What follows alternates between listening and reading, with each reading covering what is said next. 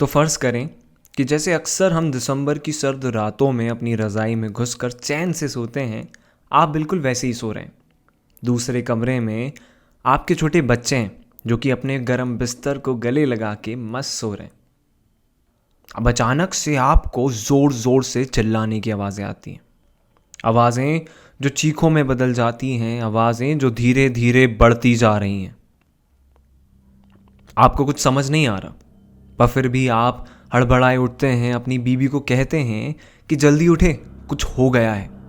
फिर आप भागते हुए अपने बच्चों के कमरे में जाते हैं जो कि पहले ही उन चीखों से उठ चुके हैं और सह में अपने कंबल में घुसकर छुपे हुए हैं। मन ही मन आपको तरह तरह के ख्याल आते हैं। आपको लगता है कि कहीं फिर से दंगा तो नहीं छिड़ गया, क्या दुश्मन देश ने हमला कर दिया, आखिर आखिर हुआ क्या। अब अपने परिवार को संभालने और एक जगह इकट्ठा करने के बाद आप हिम्मत करके घर से बाहर आते हैं, ये जानने कि आखिर मसला क्या है, हुआ क्या है। ये आवाज़ें, ये चीखें कहाँ से आ रही हैं और इनकी वजह क्या है। आप जब बाहर निकलते हैं तो देखते हैं कि हर तरफ भाग दौड़ मची हुई है। लोग अपना जो तो सामान लेके बस भाग रहे हैं। कोई अपने बच्चे को उठाए तो कोई अपने बूढ़े माँ बाप को।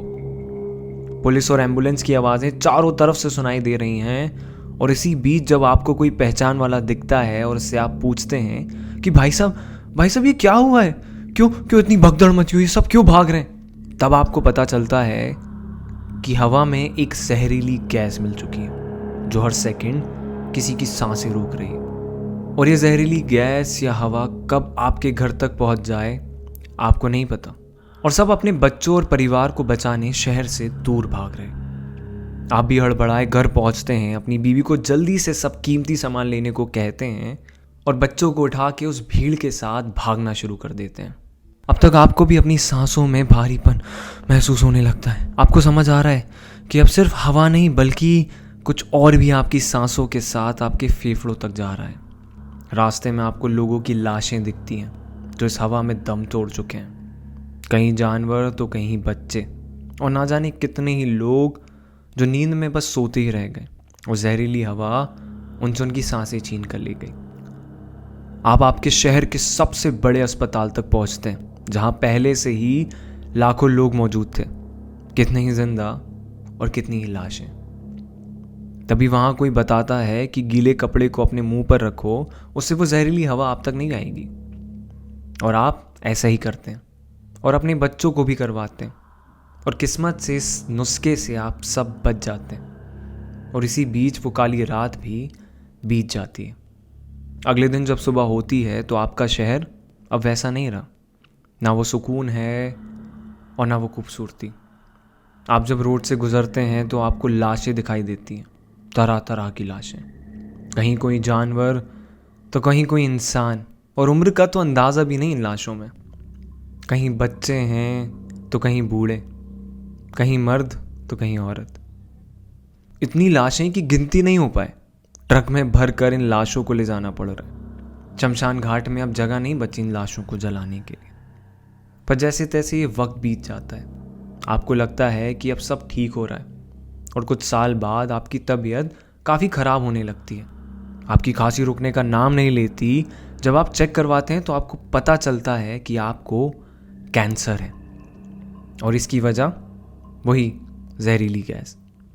इतने सालों के बाद भी वो गैस आपका पीछा नहीं छोड़ती, ना आपके परिवार का। आपके बच्चों को भी तरह तरह की बीमारियां हैं और सबका कारण वही जहरीली गैस। और ये सिर्फ आपके साथ नहीं हुआ, एक पूरा शहर इस त्रासदी का शिकार हुआ है। और उस शहर की आने वाली कई पीढ़ियां भी। अब जो ये कहानी अभी आपने सुनी, ये कहानी ऐसे बहुत से लोगों की है जो भोपाल से ताल्लुक़ रखते हैं। अक्सर आपके सामने भोपाल का जिक्र सिटी ऑफ लेक से हुआ होगा, या एक शहर जो बेहद खूबसूरत है और जहां सुकून बसता है। मगर एक और नाम है जिससे भोपाल को पूरे विश्व में जाना जाता है, भोपाल गैस ट्रेजेडी, जहां दुनिया की सबसे बड़ी इंडस्ट्रियल ट्रेजेडी हुई थी।